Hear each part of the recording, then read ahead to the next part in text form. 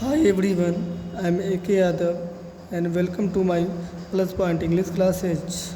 Dear students, Bihar board के 12th class की English subject की प्रोज सेक्शन के चैप्टर 3 पिंच ऑफ सनअप जो मनोहर मालगोनकर द्वारा लिखा गया है उसकी आज हम बात करेंगे, उसकी अध्ययन करने वाले हैं। सबसे पहले हम बता दें जो बिहार बोर्ड के बच्चे होते हैं वो ख़ास तौर पे अंग्रेज़ी में कमज़ोर होते हैं।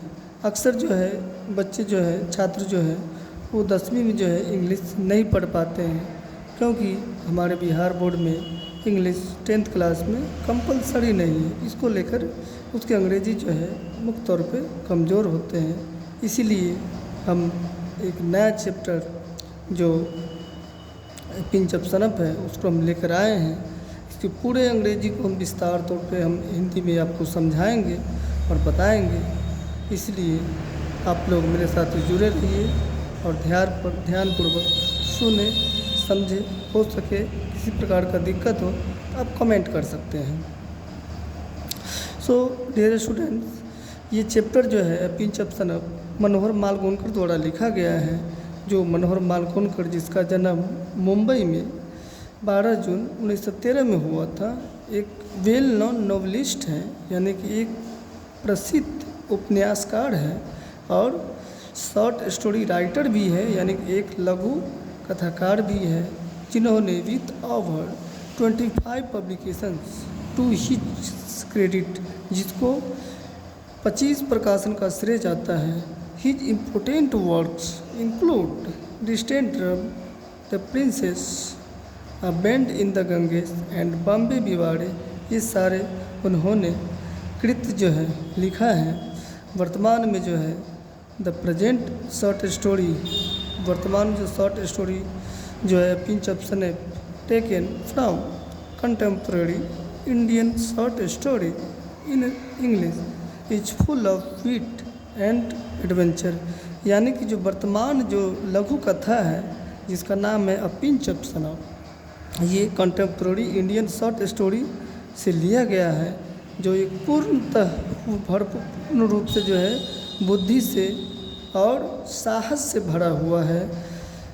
The readers excitement is build up through the accuracy and the profound comedy of Malgonkar's narrative, यानी कि जो पाठक करता है उसकी जो उत्साह है वो एक्यूरेसी यानी कि शुद्धता and profound comedy of Malgonkar's narrative, यानी मालगोनकर्स नैरेटिव है उसकी जो गहरी हास्य से तथा शुद्धता से जो पाठक की उत्साह है उसको निर्मित की जाती है।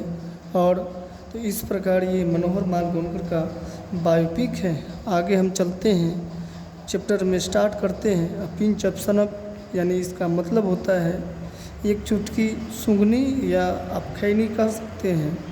फर्स्ट पैराग्राफ में जो मनोहर मालगोनकर जी की माँ है वो एक अनाउंसमेंट करती है। मदर्स अनाउंसमेंट शुक मी नानू काका इज कमिंग सी सेट, यानी कि मनोहर मालगोनकर जी की माँ ने नानू काका से कहा कि नानू काका यहाँ आ रहे हैं।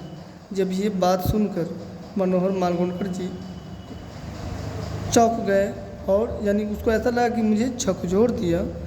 वो कहते हैं कि oh my god I said, यानी कि नानू काका ने कहा कि हे भगवान, couldn't we send him a word saying we are leaving that I am transferred और समथिंग। क्या हम लोग ये कहते हुए कि हम लोग यहाँ से जा रहे हैं या मुझे तबादला हो गया या कुछ ऐसे कहते हुए हम उसे तार नहीं भेज सकते? उसकी माँ कहती है no dear, mother said he must be already on the train. उसकी माँ कहती है कि नहीं बेटे, नहीं डियर, नानू काका जो है वो अब बस ट्रेन में होगा। जब ट्रेन में होगा तो वापस कैसे लौटेगा? कॉल भी करेंगे, यानी कि हम संदेश भी भेजेंगे तो वापस तो हो नहीं सकता है। Besides she added reassuringly he says he cannot stay here for more than 2 और 3 डेज। और ये इसके अलावा ये जोड़ते हुए पुनः आश्वस्त करते हुए वह कहती है कि वह 2 या 3 दिन से ज़्यादा यहाँ नहीं रुक सकते हैं। फिर ये नानू काका पूछते हैं कि what is he coming to Delhi for in this heat, यानी कि इस इतने गर्मी में वह दिल्ली क्यों आ रहे हैं। उसकी माँ कहती है he wants to see some minister. फिर वो कहते हैं कि वाट, वो मिनिस्टर से मिलना चाहते हैं। इसका मतलब that means he will be here for weeks. इसका मतलब वो तो सप्ताहों रहेंगे। Minister don't see people for weeks months, O my God. तो हे भगवान, मंत्री जो होते हैं वो लोगों से आमतौर पे महीनों, सप्ताहों, महीनों तक नहीं मिलते हैं। तो इस प्रकार नानू काका अपनी जो है भावना व्यक्त करते हैं और ये दिखाने के प्रयास करते हैं कि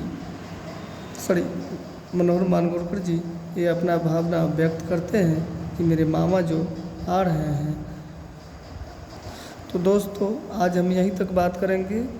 नेक्स्ट क्लास में पैराग्राफ 7 से हम स्टार्ट करेंगे और मेरे साथ जुड़े रहिए नेक्स्ट क्लास के लिए। Thank you.